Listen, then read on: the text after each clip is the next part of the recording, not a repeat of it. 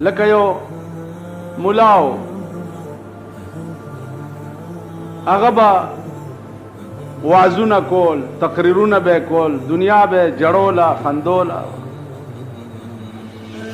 لویه دنیا به ورته ناسته وه او چې کور ته به راغی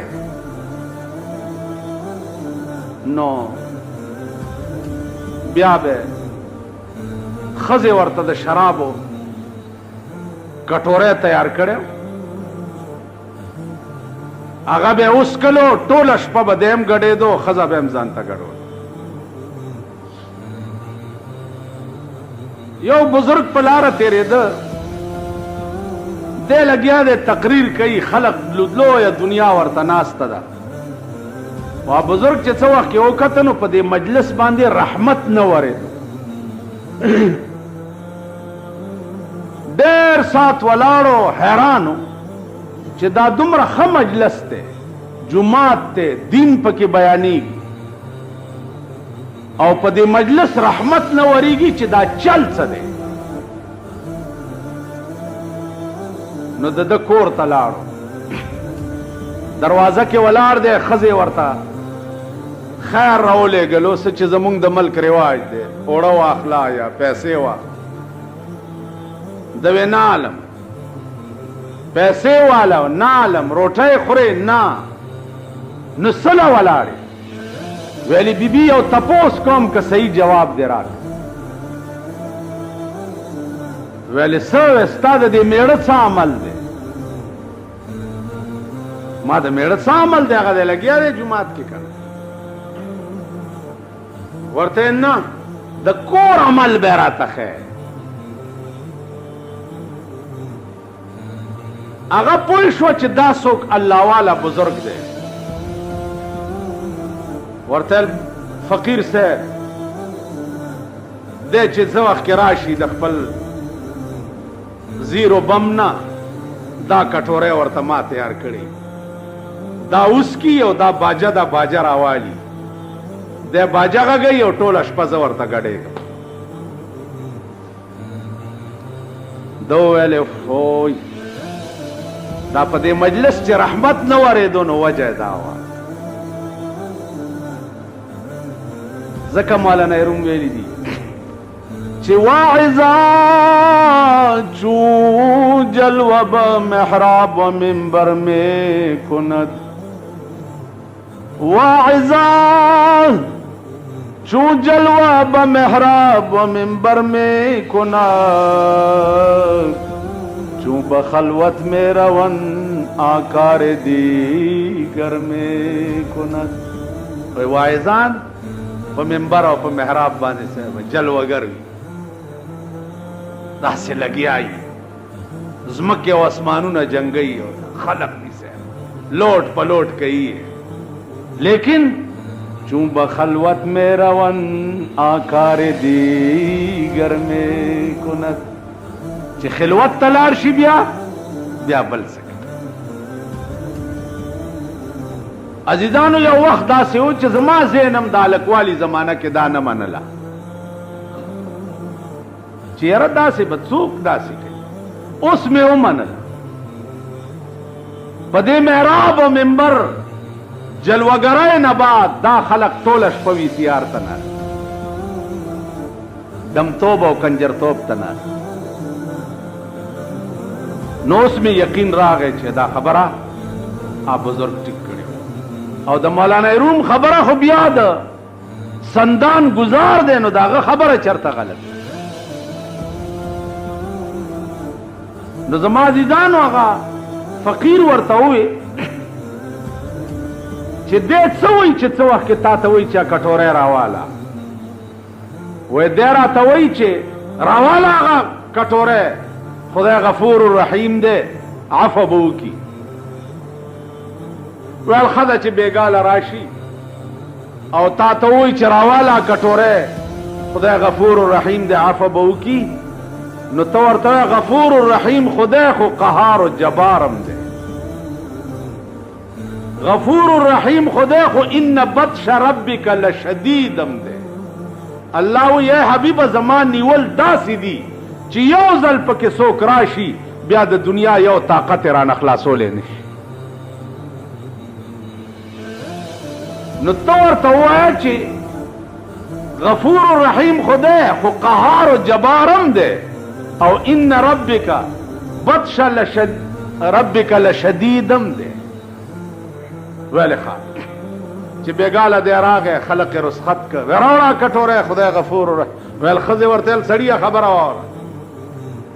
خدای غفور رحیم دی خو قهار و جبارم دی. ان بطش ربک لشدیدم دی. ویل ها کټوره په دا ځمکه وویشت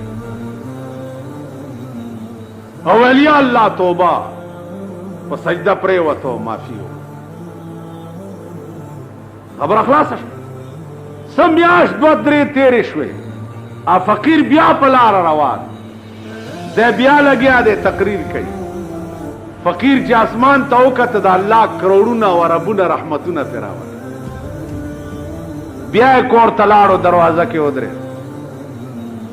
بیبي راله څه وی فقیره؟ ویل زه هماغه فقیر یم. کار وشو؟ ویل کار خو داسې وشو چې زه درته اوس څه ووایم. اوس چې د جومات نه راشي ټوله شپه یې زم په مونځو درولیم او په خپله م خدای ته په سجدو پروت. ټوله شپه زم جاړم او دی م خدای ته جاړي. زما عزیزانو د چا چې خپل اندرون صفا وي اندرون پاکي د هغه خبره په خدای قسم د غشي گزار او د ګولۍ گزار څه شی دی چې په چا ننوځي د هغه خبره د غشي او د ګولۍ نه زیاته تیزه په سړي نه. دا زمونږ خبرې چې خلق د سړو نه ګڼي د هغې وجه دا ده چې وی نوم دا ستا او د بل اخلم ځان ته وایم خفه نه شي که مې نوم واغستو ستا. زمونږ خپل اندرون پلیت او مردار. شیخ جنید بغدادي رحمت الله علیه زمانه وه دا ډېر لوی سړی و. د ده کلي کې یو ډمه وه هغې به 1500 روپۍ د یو شپې اخیستې. چا به چې ورسره شپه تېروله 1500 روپۍ به خلق وله راله وی صاحب دا خو غرق شو د دې بیړه غرقه شه دا 1500 روپۍ خلک کورونه خرڅوي څوک پټي ګاڼه کوي څوک ځمکې ګاڼه کوي لکه پښتنو کې عام رواج د زوی واده دی هغې دپاره پټی ګاڼه کړي مینه ګاڼه کړي چې ډمه رانهولي هم سترګې ټیټېږي. په پېښور کې دی چې واده یي صاحبه چې پولیس بینډ رانهولې یا فوجي بینډ رانهولې یا دا بارډر والا د زناور بچي د دغو بینډ رانهولې صاحبه بیا دې سترګه ټیټي. تاسو خیال راغی کلو کې چې ډمه رانهولې بیا دې سترګه ټیټېږي د ښځې سترګه دې ټیټېږي ستا ټیټېږي. تاسو خیال راغی. نو ابو شیخ جنید بغدادي ته خلقو وی چې بیړه د دې خلقو غرقه شه هغو طبعي جوړه ده. شیخ جنید بغدادي وی ښه خلق داسي جهاد دې ته وایي انسداد د جرائمو دې ته وایي. جواب یې ورولېږلو خپل شیخ چې اډمې ته ووایه چې بېګاله ستا کور ته به شیخ جنید بغدادي راځي چې بل چا نه پیسې وانلي. شیخ چې ورغی اډمې ورته ویل چې زما کور کې شیخ جنید بغدادي څه کوي؟ پیر دی بزرګ دی. وی نورې خبرې پرېږده پیسې به 1500 روپۍ لې او شیخ جنید بغدادي به ستا کور کې شپه تېروي. دا ډېره تمام په هیبت ته چې بیړه یې غرقه شي دا دومره بزرګ او پیر او دنیا منلو والا که نه دی نو ماښام ماسخوتن مونځ شو شیخ جنید بغدادي شیخان ورسره دي او د ډمې کور ته روان هسې د شیخ جنید بغدادي د ایمان ته وګوره چې دې خبرې ته نه ګوري چې زه د ډمې کور ته ځم دا خلق به څه وایي. اوس تاسو په ایمان ووایئ چې په اخبار کې راشي چې سبا به د بجلیګر ملا د پلانې ډمې کور ته ځي تاسو به څه وایئ؟ یعنې ستاسو دا سرونه به دا ومني چې دا مولانا صاحب چېرته تقریر کولو له وله ځي نو اخبار بلاس کې والے راشه کنه راش او بیا دا ساربزن طلاقی چې دي چې دا مای پرتګونه په پاسمان کې جنډه کړی دي دغه له خو به یو لویه موقع په لاس ورشي. پرون راته یو خان وی اخترم کله کړو مال اختر ویلو مال پرون هو کنه پرون نو دیو خزه مې یو ځای لیدلی ویل پرون کوم ځای اخترو مال پرون اخترو کنه ویل کوم ځای مال هغه صدر نه چې صدر پول باندې زو ته سره یو ځای شو مال تا سره اختر ناس نه اوس بس داسې شو چې ساعت یې ووته ویل نه نه جي هسې تپوس مې کولو مال ما ماسې وویلې کنه پرون اختر وکړه بې غیرته د ما ته وی اختر دی کنه دا زمونږ ملک دی دا د دې خلقو حال دا به د چا ذهن ومني. اوس شیخ جنید بغدادي دې ته نه ګوري چې دا خلق به څه وایي چې دا لکونه او زرګونه دنیا مریدان دي او دی د ډمې کور ته نه هلته غرض نفس نو غرض نفس نو غرض د یو انسان بچکولو د ګناه نه اگر که زما نفس پکې تباه شي خدا انسان دی د ګناه نه بچ کور ته ورغی پیسې ورکړې ویل بیبي خبره واوره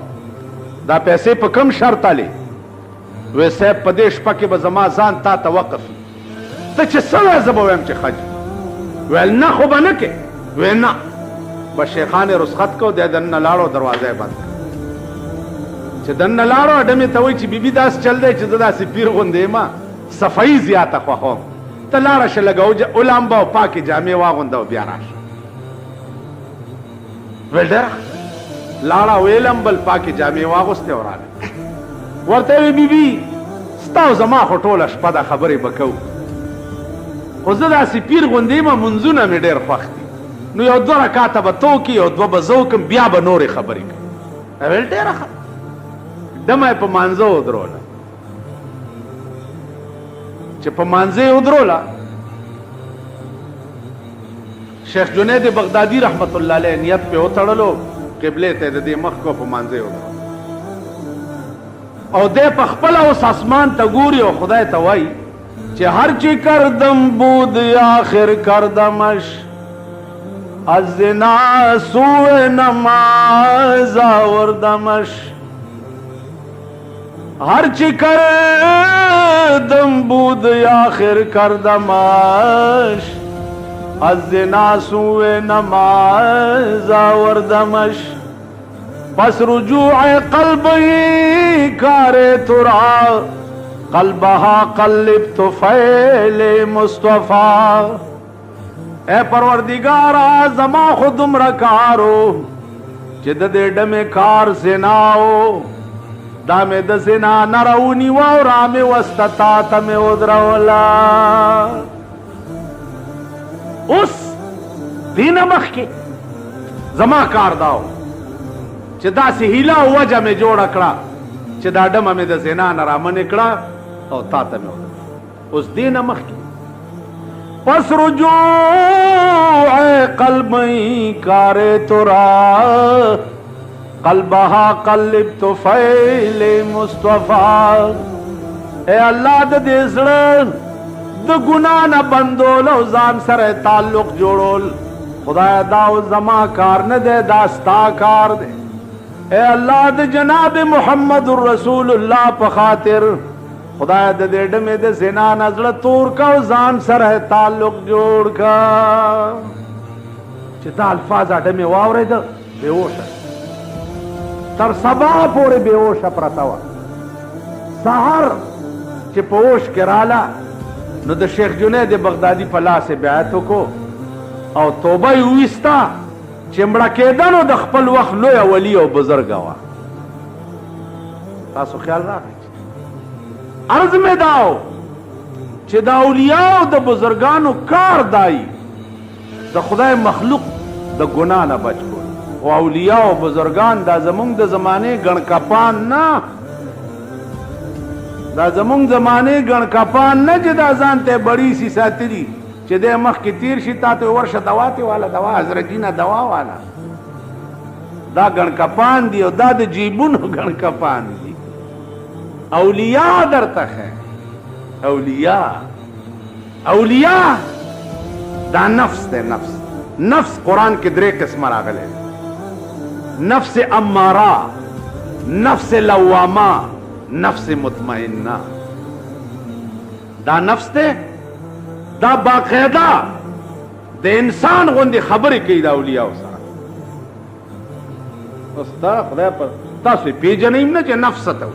تاسو نفس چې ده تشو متیازو دی شي ته وایي نفس میں خراب ته وایي چې نفس دغه شي ته وایي نفس ته پیژنئ نفس درې قسمه نفس امارہ نفس لوامہ نفس مطمئنہ بیا دا نفس په هر شکل کې متشکل شي او د انسان په شان خبرې کوي سړي سره خبرې د نفس بزرگ ته وایي چې کلا را باندې وخوره کلا پیژنئ پانچې دا خپې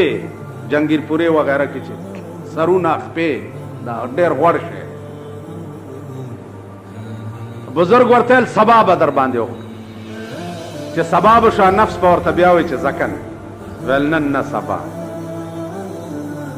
19 کاله تیر 19 کاله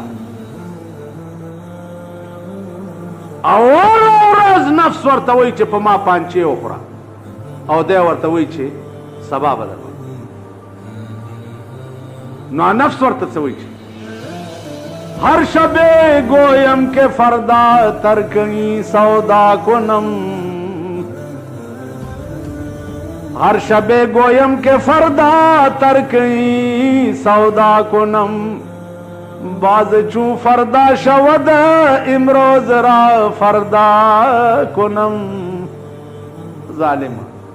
ار ورځ وای چې سبا بل ورځ بیا وای چې 19 کاله تیر تاسو وای په ایمان چې مونږ ته نفس کم فرمایشو کې 19 منټ هم په نه تیرو او منډه کوو 19 منټه ا بزرگ دې د نفس فرمایش کله غواړي پانچې 19 کاله اخر ورته نفس وای چې خدای دې زما بنیاد وباس چې زه تا نه پانچې غواړم بس وې نه منې کېږي نه وې راځه چې در باندې وخورم جنگیر پوره ته بوتله چې تلی دي پانچې خوړلې دي پانچې ډېر قوي او غوړ شي چې شپه شوې ده نفس ورته ویلې دي چې زه اوس چرته د زنا بندوبست کوه د بزرګ ورته ویل چې حرامي ما چې ته 19 کاله ستاړه چولې ها 19 کاله زه پتا پویم چې ستا ټولې ارادې پلیتې او مرداري او پلیت وی او پلیت اراده دی اوس خامخا مې نه پرېږدې ویل بلکل چرته به ځې او کمې ښځې سره به شپه تېروې ا بزرګ ویل راځه یو دمې کور ته تلي هغې ته وی بیبي کور کې خو د شپه تېروم پیسې واله هر څومره چې خو په یو شرط وی څه وی زه چې ستا د کوره سهار وځم نو ته به د دې پاس بلخانې نه چغې کې چې و خلکه راشئ راشئ وګورئ دا پیر او دا بزرګ بیګا زما کور کې شپه تېره کړې دا چغې به هغې وی چې دا خو شرمول ما وعده به را سره ویل دی راخه پیسې ورکړي وی زه ته خپل ځای کې چېرته الله الله کوه او زه به خپل ځای کې خو چې سهار وځم نو ته د پاس نه چغې د ډمو بازار خو په بازار کې که چې سهار دی راوتی دی او پاس نه دی ډمې چغې کړي چې راشئ خلقه وګورئ دا پیر او دا بزرګ ویل بیګای زما کور کې شپه تېره کړې د بازار خلق وروره ستاسو غوندې ورپسې الله دعا دعا په کاڼو په سوټو په خشڼو باندې صاحبه دې مخکې او دا خلق ورپسې او بیړه دې غرکه شفیره دا دې څه وکړه د ډمې کور لاړ یو بیابان کې کېناست اوس خان دي دا نفس ورته وی دی ورته نفس ته وی چې څنګه خوند دې درکو نفس ورته ویل زما دې زهر شي هغه پانچې چې ما خوړلې وې په شرمونو دې وشرمول نفس ورته ویل چې ستا یاد چې بیا د پانچو نامه وانلې بیا به غواړې پانچې او په دې مې پوه که نفسه چې دا ټول بدن دې نشته او خالي سر دې شته خبرې کوي نو دې نفس ورته وایي چې ټول بدن مې ځکه نشته چې تا 18 کاله زه اوږې ساتلی وم او زما تمنا دې نه پوره کوله نو په دې 18 کاله کې زما دا بدن ټول ویلی شوی ویل دا سر دې ولې ژوندی پاتې دی